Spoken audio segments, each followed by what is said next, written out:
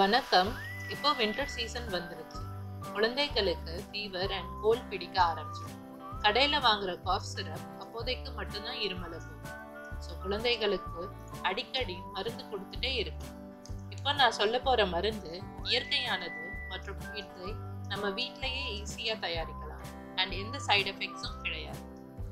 அதுக்கு முன்னாடி என் சேனலுக்கு இதுதான் நீங்கள் முதல் தடவை வரீங்கன்னா இன்னும் பல சுவாரஸ்யமான டிப்ஸ்க்கு என் சேனலுக்கு சப்ஸ்கிரைப் பண்ணுங்க.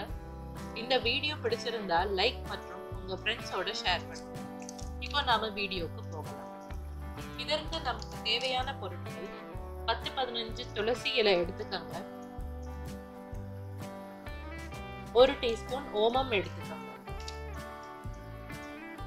ஒரு சாஸ்பேன்ல 1 கப் தண்ணி ஊற்றி துளசி மற்றும் ஓமத்தை சேர்த்து குறைந்த தீயில ஒரு 10 நிமிஷம் கொதிக்க விடுங்க.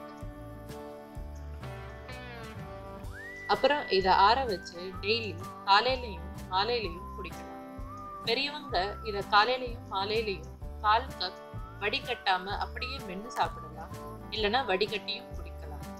குழந்தைகளுக்கு 2 ஸ்பூன் வடிகட்டி கொடுங்க. இதை தினம் குடிச்சு வந்தீங்கன்னா உங்களது எதிர்ப்பு சக்தி கூடும், பிளஸ் வறட்டு இருமல் சளி எல்லாவற்றையும் நீக்கும்.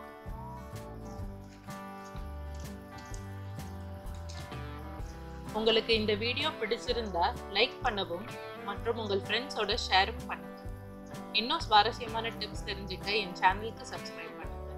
ஏதாவது சந்தேகம் இருந்தா கீழே கமெண்ட்ஸ்ல கேளுங்க. Bye friends.